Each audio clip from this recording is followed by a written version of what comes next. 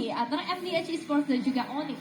Tapi aku suka banget sih pick dari Onyx, mereka punya early game di mana Link dan juga Angela di sini dengan combo klasik ya. Combo Bisa dimainkan klasik. oleh Onyx dan sembari menunggu Harit dari cewek yang kita tahu memang Harit sekarang juga butuh item lah, butuh beberapa item yang mungkin bisa digunakan nanti untuk teamfightnya Holy Crystal, mungkin Divine Blade yang akan dimainkan oleh seorang Harit bersama dengan Kalinit Reaper, tapi itu buy item yang akan dilakukan oleh seorang Kairi di area. So, menurut aku ini bakal menjadi game dari Onyx kalau mereka eksekusinya bisa perfect sesuai dengan apa yang sudah mungkin diperkirakan oleh kedua belah tim. Jadi kita mau ngomongin seperti apa? Ini dia tim Indonesia kita, Onyx Esports melawan tim Vietnam MDH. Ya, saatnya Indonesia akan kita saksikan bersama-sama, kita kawal bersama-sama juga di mana kedua tim pastinya akan langsung mengambil posisinya masing-masing. Kairi ngebawa Linknya, hero yang kita tahu sendiri udah handal banget ya kalau misalnya ada di tangan seorang Kairi. Tapi hati-hati, MDH juga membawa beberapa hero comfort mereka seperti misalnya Valentina untuk seorang need my help yang selalu menjadi prioritas. Iya sebenarnya banget, tapi kali ini dari area midnya Sans dengan Eve-nya akan coba untuk menjaga sedikit positioning, gak akan terlalu bermain agresif sembari menunggu Samohate yang bakal coba untuk melakukan rotasi juga, membiarkan Link-nya dari seorang Kairi dapetin level 4 terlebih dahulu baru bisa bermain lebih agresif mungkin ke area nanti gold lane-nya dari seorang JHH. Ya. Karena dari MDH mereka kayak bakal agak sedikit tahan dulu nih. Karena di area atas juga udah mulai terlihat bagaimana pressure yang diberikan oleh seorang Hehe dan juga Jenar mencoba untuk fokus ke arah cewek, tapi cewek still survive di sana, bahkan mendapatkan first blood ke arah kaki dari Hehehe. Wow, itu mengambil resiko yang cukup bisa dibilang ya berat ya. Wah. Karena itu kayak kalau sampai lu flicker terus lu nggak bisa dapetin cewek itu udah rugi banget. Udah rugi banget dan yang dapetin poin kill adalah Kairi, Nevin. Ya, itu jadi keuntungan yang besar justru dari Onyx, sebuah counter yang luar biasa. Dan untungnya tadi ada beberapa backupan juga ya yang masuk di area top lane sehingga membuat Nat gak bisa ngapa-ngapain lagi, hanya bisa mundur untuk menjaga ke arah wave minionnya aja. Wow, ini jadi pukulan yang cukup menyakitkan hati MDH sih sepertinya, Lim.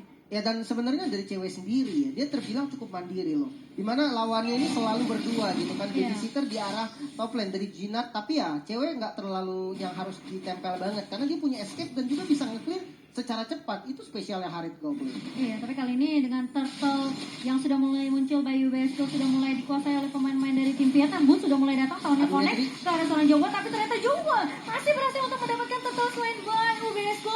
Sementara penolakan masih berlanjut, kali terkenasan dari seorang Kairinya, tapi ada hard guard. Sementara di sisi lain, dari seorang The King mencoba untuk mengejar dari seorang Sans, dan kali ini The King akan menjadi pertukaran 1-1, di mana dari kedua EXP laner tumbang. Iya, memang ada pertukaran di sini, tapi Kairi ya yang bisa dibilang mendapatkan keuntungan terbesar. 2 eliminasi sebagai seorang Link di early game, ini bakal membuat potensialnya akan semakin terbuka nantinya ketika memasuki ke area mid game dan juga late game-nya. Dan pasti akan bergeser lagi ke arah gold lane, karena dari seorang Hehe sendiri butuh banyak banget bekal untuk menghadapi dari seorang cewek.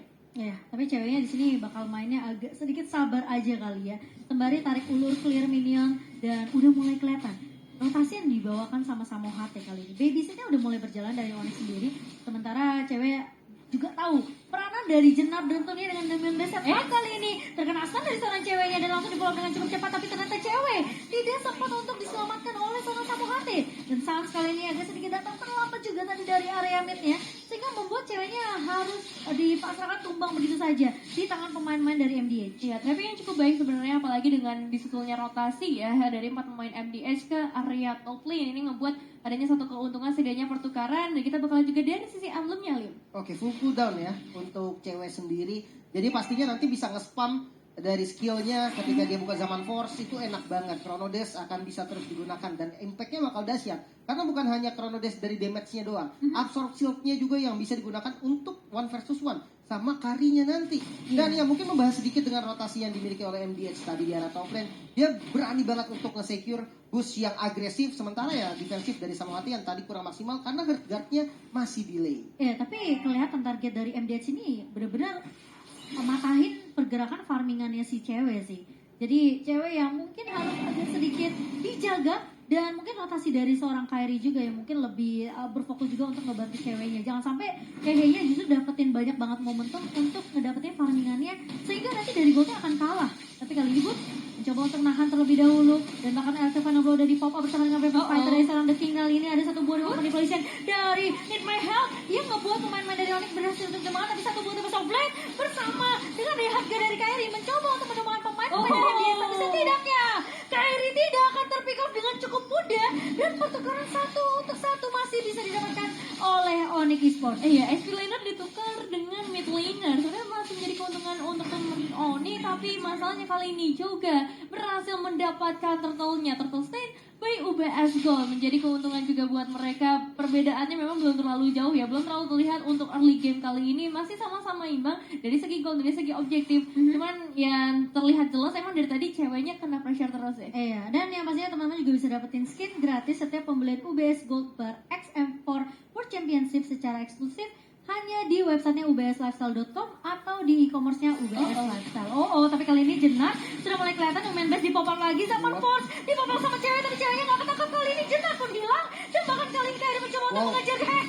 Harus mundur terlebih dahulu, membuat dua pemain berhasil menjadi korban untuk pemain-pemain dari Oni. Kali ini berhasil ditumbangkan oleh Kairi, double kill diamankan, sementara The King masih mau lebih. Kali ini oh my god, what are you doing The King? Masih bisa mundur namun ternyata tidak bisa menyelamatkan hidup dari seorang The King. Harga bakal papak sampai Soflet dari seorang Kairi, masih mau lebih. Kali ini dan Jokwa masih bisa untuk menyelamatkan hidupnya, tapi kalau dia nggak punya pattern sense itu mungkin bakal beda cerita, Lim. Iya. Tadi udah mau nebehin dari Samo tuh udah langsung keluar dia. Dia tahu oke, kalau mau dive gue yang TB gitu kan. Dia kan enggak. Mereka lebih memilih main safety. Dia santai lagi, tenang lagi dan bersekir Fury untuk item pertama dari Link. Itu enak banget sih. Tapi Numen Basic kembali di setup kali ini dan bahkan Bootsnya seperti yang akan menjadi target menjadi bulan-bulan dari pemain-pemain dari MDH karena mereka tahu mereka kehilangan 2 di atas 3 bahkan ya, mereka harus dapetin setidaknya balasan. Tapi kali ini kayak ngebuka satu buah remote manipulasi dari seorang Sunset. Cewek mencoba ngincar karena Black Card,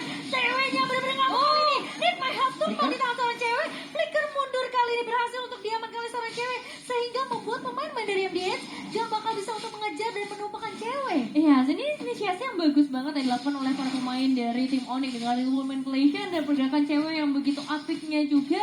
Flicker yang menyelamatkan dirinya membuat keuntungan besar diamankan, meskipun memang sayangnya adalah dari Boots ya harus 3 kali ditumbangkan di sisi XP lane karena memang ada pertukaran landing yang dilakukan oleh MDH Esports.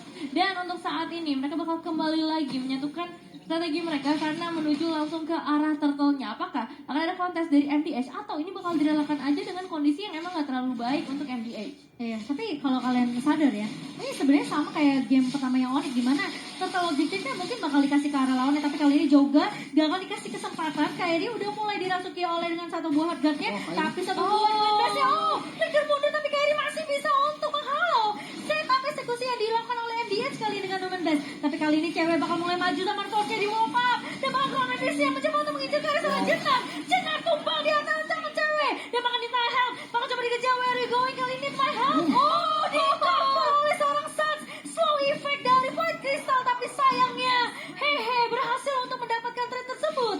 Wow, harmonisasi skill yang benar-benar terlihat dari Onyx yang kali ini benar-benar mengejutkan kita semua dengan adanya satu wave minion. Kali bakal mencoba untuk target karena jadi berhasil mendapatkan eliminasinya, pembalasan dendam untuk seorang cewek yang baru saja ditumbangkan. Itu agak greedy gak sih dia defense di outer turret yang Lumayan udah sih, Lim. minionnya udah di clear gitu kan, sementara minionnya Onyx udah masuk semua ke daerah outer turretnya tadi. Dan sebenarnya kalau misalkan tadi memang dia maupun itu harus komunikasi dulu ketika Benedictanya masuk, dia ikut juga masuk. Tapi sayangnya Benedictanya udah keluar, dia baru datang dan ya langsung jadi target utama. Ini linknya sakit gitu kan, dia unggul level dan itemnya juga nggak main-main. Mungkin ya kita membahas sedikit dengan turtle yang sebelumnya, dimana tadi kayak mungkin Kairinya udah maju tapi dia mundur lagi. Alasannya hanya satu, purple buff-nya habis. Jadi purple buff-nya belum spawn, tanpa ada purple buff-nya kita tahu lah Link nggak akan bisa langsung secepat itu untuk pindah dengan defense sword-nya. Tapi ya it's okay karena masih bisa tetap mendapatkan turtle-nya dan fight-nya juga masih nggak berat sebelah lah tanpa purple buff. Tapi itu tandanya pasti, karena Jenarnya ngebuka Numen Blast kan. Jadi pas Numen Blast-nya di pop up itu masih ada Tempest of Blade-nya Kairi. Jadi Kairinya nggak ke-stun dan bahkan ceweknya yang tiba-tiba datang dari belakang ngebuka zaman force itu udah kayak tarik ulurnya Onyx tuh bagus banget. Ini menunjukkan komunikasinya dari Onyx tuh jalan. Iya ya, terlihat jelas ya dari segi movement yang mereka ciptakan, decision makingnya juga udah sangat amat terlihat. Dan kali ini kita masih akan menyaksikan seperti apa perjalanan dari Onyx untuk bisa menembus lebih jauh di game inner turret dari MDH Esports, menunggu mungkin ke arah objektif berikutnya. Namun Sanglo udah mulai menunggu nih ya. Dari seorang juga informasi penting untuk seorang Kyrie langsung memberikan sebuah inisiasi. Iya, tapi mengejar ke arah Joga sepertinya agak capek dari Kyrie ya. Jadi bakal ya. bakal bermain lebih di sini objektif aja sih karena mereka mau dapetin turret di area atas juga.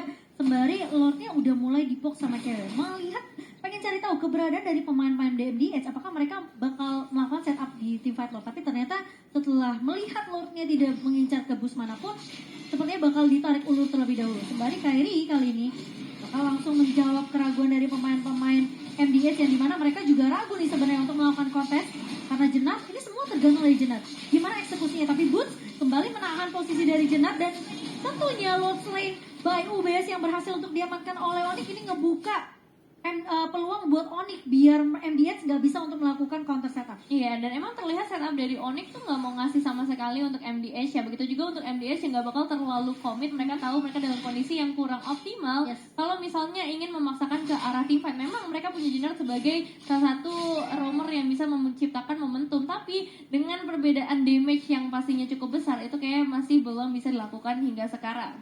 Iya, tapi kali ini informasi 41 udah mulai dibawakan oleh MDH sendiri. Tadi konsil dibuka begitu saja, Sans! Dia bakal coba untuk flicker mundur, namun ternyata nggak bisa disamakan dengan hardguard-nya. Satu buah dibawa oleh polisi dibuka oleh seorang Meat My Heart, tapi cewek mencoba untuk bertahan dengan satu buah sama tapi ternyata tertangkap dengan satu buah Nomad Blast dari seorang Jenner. Dua pemain dari Onyx hilang begitu saja, sehingga membuat ini Lordnya sepertinya harus didalakan oleh Onyx. Tapi Samohate mau mencoba untuk berjuang di area atasnya kali ini dari Jenner, mencoba untuk menangkap, tapi ternyata Samohate masih bisa survive dengan flickernya.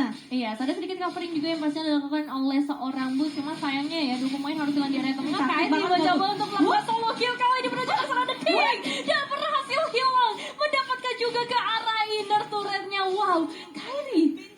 Wow, itu agak sedikit mungkin dari The King mikir kayak oke, dia fight dengan sisa satu minion, tapi masalahnya Kyrie kali ini masih mau lebih dan Tempest of Blade dari Need My Help sempat untuk nge-copy ke arah Tempest of Blade nya. Tempest of Blade dibalaskan oleh Tempest of Blade, namun Kyrie hanya memberikan poke damage aja ke arah seorang Need My Help. Dan tadi ya kalau misalnya tiba di bawah tuh, ketika dia lawan The Kingnya mungkin mikir oke, masih ada damage turret. Tapi ini ingat, Kyrie yang udah punya endless battle, udah punya lifesteal juga. Iya, dan sebenarnya perbedaan level juga yang jadi pengaruh ya. Lihat item dari lapu-lapu The King. Bahkan dari sepatunya pun Magic Defense. Dan item defense-nya Radiant Armor yang nggak ada physical defense sama sekali. Perbedaan 4 level. Dan juga item Link ini udah hampir full lah. Dia masih pegang Swift Crossbow 1. Ini Swift Crossbow itu buat mempercepat farmingnya di awal ya. Dia beli dari item pertamanya. Jungle-nya cepet banget dan lumayan. Ada attack speed juga ketika dia nanti coba untuk nge-break dari front to back. Ada tambahan attack speed lah yang bisa bantu dia untuk dapetin kill.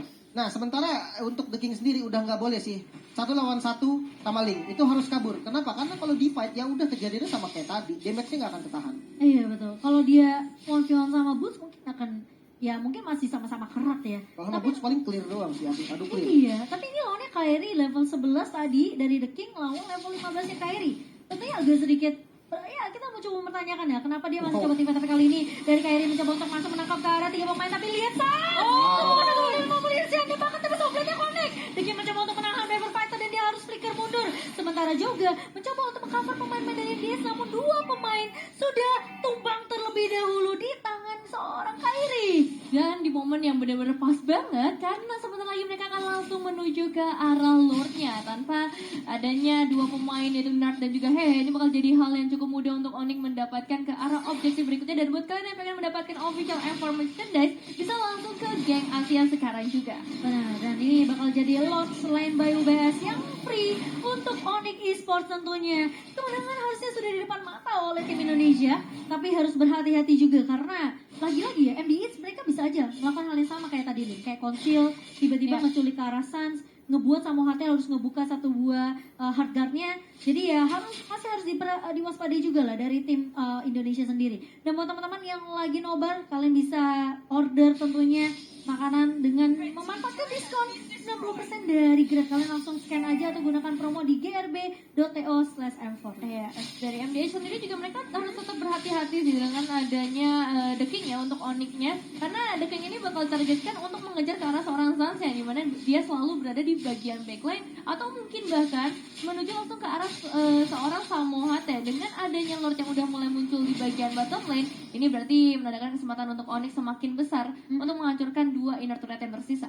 Ya, ini sekarang Samohate posisinya cukup jauh menjaga posisi ini terlebih dahulu, dan Kairi bakal berfokus untuk mendapatkan objektif turret sebanyak-banyaknya di area atas sembari Lord yang akan digiring oleh pemain-pemain dari Onyx di area bawahnya. Sementara kali ini dengan adanya eksekusi yang akan dilakukan oleh Onyx kali ini, Lordnya sudah mulai menggabruk dan bahkan pun masuk. Flicker Zaman Force dibuka oleh seorang cewek kali ini.